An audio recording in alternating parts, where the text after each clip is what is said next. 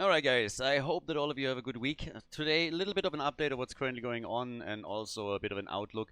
So, the Bounty Cup obviously continues. We are basically done with Group B right now and we're heading into the last chance qualifier and then we're going to go into the playoffs. There was a lot of feedback and I touched upon the topic a bit in some of the videos, some of the games that I commentated, I occasionally talked about it. But one of the questions was obviously what can we maybe do in the future to make the bounties even more interesting, and there's a few suggestions that people have made that I thought were pretty good, and a couple of things that we also thought about. So here's just like 4 examples of things that we will most likely add in some of the future iteration of the bounty system.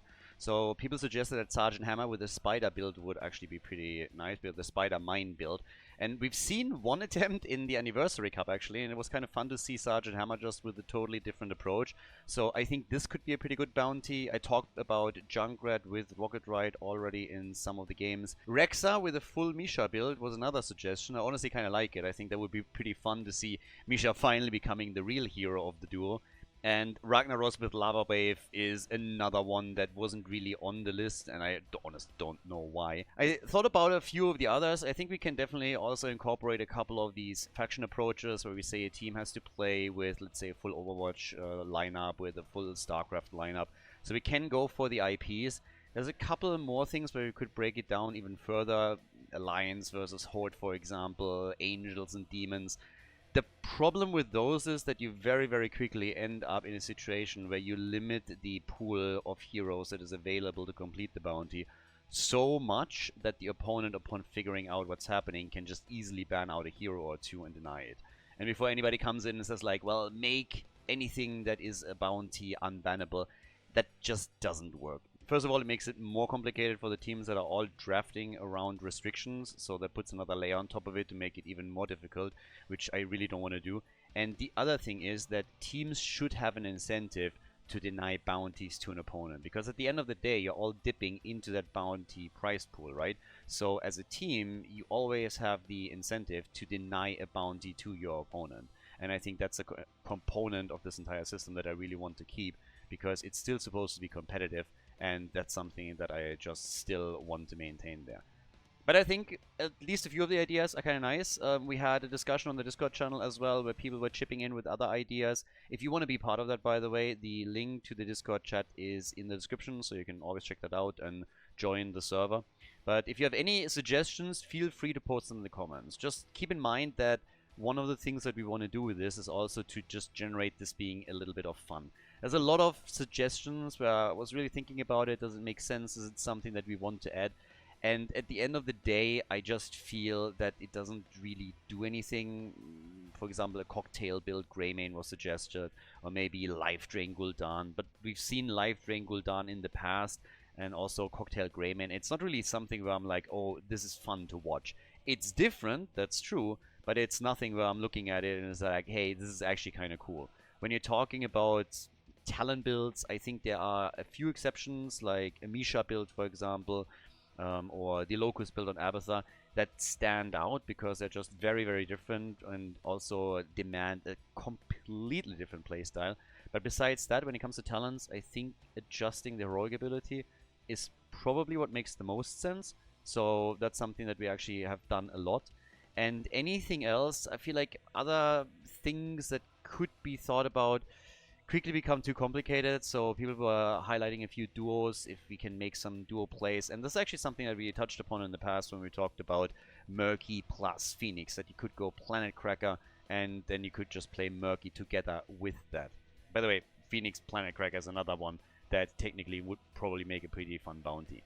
But as soon as it comes to duos, I'm not sure if this is just a little bit too much. I think we could throw in like 1 duo bounty, maybe 2, just in the list and give it a double reward. But again, when you suggest bounties, think a little bit about it. Think about, is it fun? Is it something that would be pretty cool to see, also for like the broader audience? And is it something that can be completed or at least attempted without players just going like way too complicated? One of the examples that I always brought up when this topic was discussed is that, for example, Sonya plus Chen as a washing machine combo, where you have your Aerate Crater on level 20 and then Chen jumps in after a target was isolated and he just bounces around the entire time.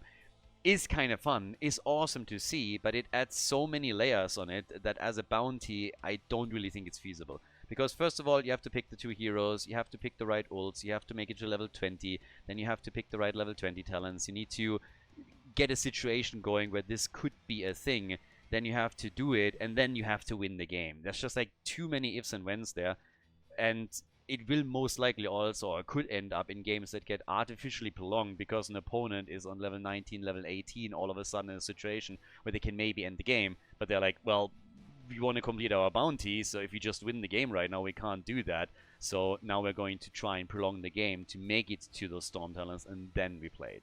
Just a couple of things to keep really in mind when you are posting suggestions, but as I said, we are very, very likely going to use the same format again in future tournaments.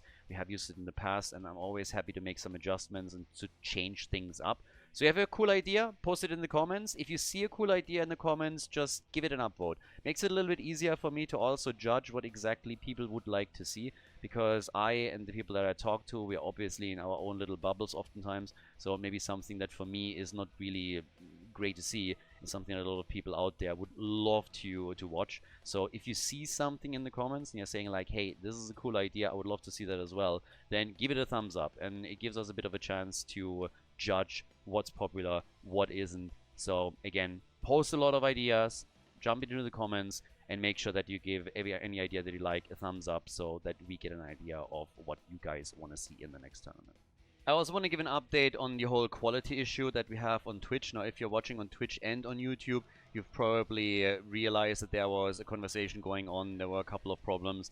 YouTube, not so much. So on YouTube, I increased the quality of the videos a while ago. Everything is now being like recorded and streamed in 2K to YouTube. But Twitch has a little bit of a problem, so they allowed a while ago for some streamers, myself included, that we can stream in 2K.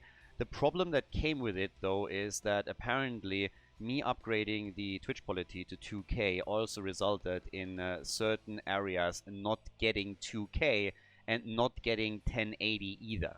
So that was a little bit weird because people were immediately jumping into like full sleuth mode, trying to figure out what's going on. And as usual, most people were immediately like, "Oh, it's your fault. I have this other channel where I can watch it in 1080. On yours I can't. I only have 720." As it turned out, and as already indicated for me, it was a problem on Twitch's side, and apparently Twitch is geo-restricting some countries where they do not allow for 2K to be streamed in these countries.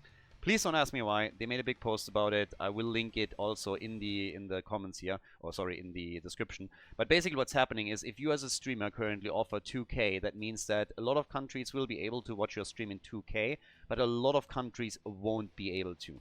And for some reason with the Twitch encoding and the way that it works right now is that if you offer 2K, that also means that oftentimes the 1080 option is missing. Now there's a little bit of a workaround on some things. The problem is that it kind of gets ruined when you're streaming with a delay. And in case that you were wondering, if you're watching all of this on YouTube, for example, for a long time, when you stream a tournament live, then obviously you need to add a certain delay, or some of the players could just simply watch your stream and then would always know where the opponent is rotating, when they're going for an objective, when they're going for a boss, when they're setting up a trap, and so on and so forth. So usually streams have always around 20 seconds and a minimum of a delay when it comes to tournaments. And once that you add a delay, what that means is that OBS is not able to facilitate this anymore. That would allow this additional encoding. So it's a little bit of an advanced thing that they added, I think, a couple of patches ago. But Twitch can take advantage of that. As it stands right now, what I decided to do is that I reduced the quality of the Twitch stream to 1080, because that means that now everyone can watch in HD again, so can watch a 1080 quality. But I'm still recording all of the footage in 2K so that everybody that watches this on YouTube can watch in a higher quality.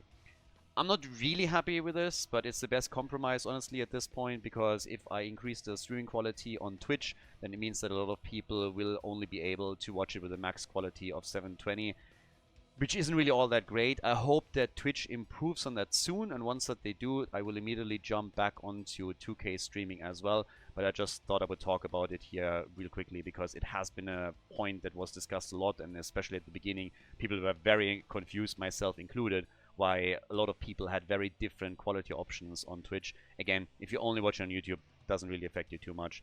But yeah, that's it for the day. Hope that you have a fantastic week, and again, enjoy the rest of the Murky Cup of the Bounty Cup videos that are coming up now.